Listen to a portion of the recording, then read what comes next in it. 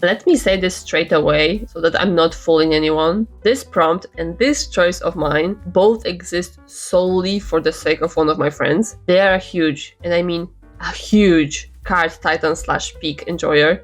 Right now, not only is Christmas getting closer, but so is their birthday, and I like to include a small peak related something every time I give them something. But if you're a peak fan, then you know there really isn't a lot.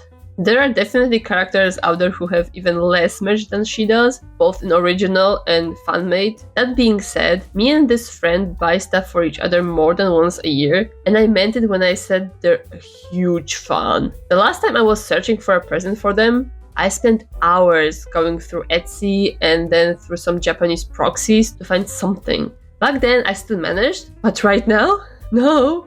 I opened Etsy just now and I went through 5 different searches for several pages on each, and there isn't anything peak or card titan related that my friend doesn't already have, unless it's a pre-order.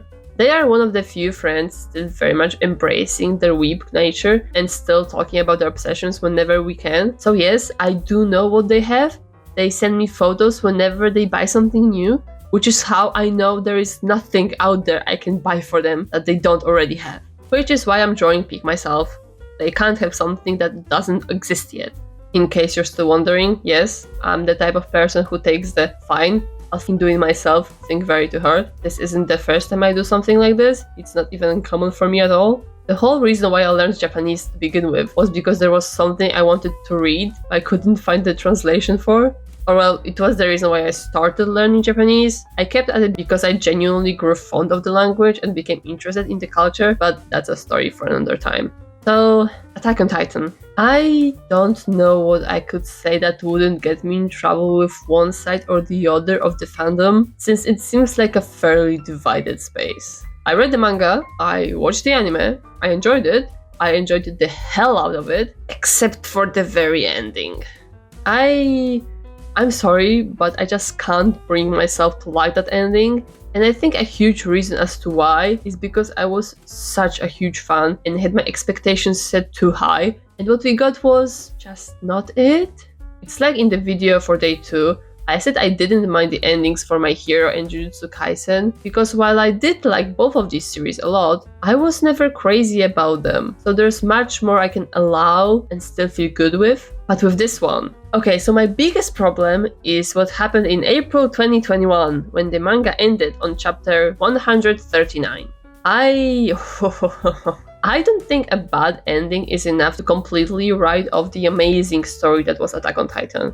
It will continue to be one of the series I will think about for years to come, and thinking back to when seasons 1 and 2 were airing is giving me so much nostalgia to the anime manga community at the time, especially to meeting everyone at cons. But oh boy, does it fill me with rage. And for one reason only, which is kind of unrelated.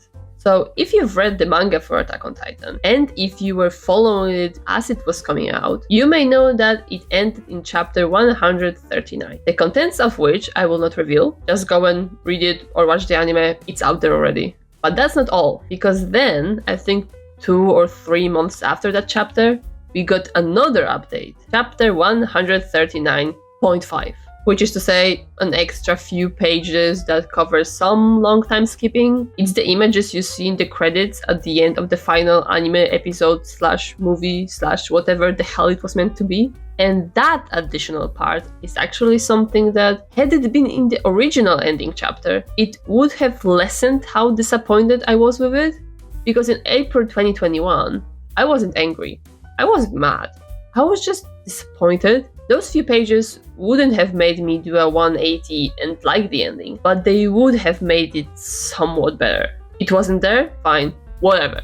Here enter my peak obsessed friend, who also happens to be an anime-only fan, and this is where my rage has its roots. I think I'm a fairly good friend. I wanted to rant about my opinions about the ending, but I never ever spoil any show or book to anyone unless they specifically ask me to spoil it for them for whatever reason, because that's a thing apparently. That friend didn't want it, so I never said anything specific, that is, because they were aware of how displeased I was with the ending.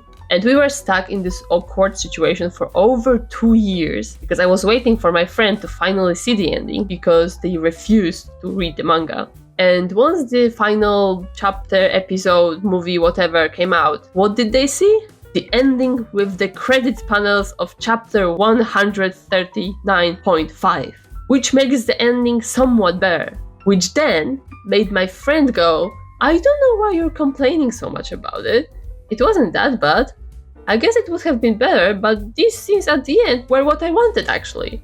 Like, yeah, no shit. But they weren't there at the time. You weren't there. You didn't see this shit go down. You didn't see the story end in chapter 139.0, nothing after that. How dare you defend the ending when I know for a fact you would despise it even more than me had it not been for those few extra panels, because I've known you for almost a decade now and I know what you do and do not like. How dare you not understand? Ugh.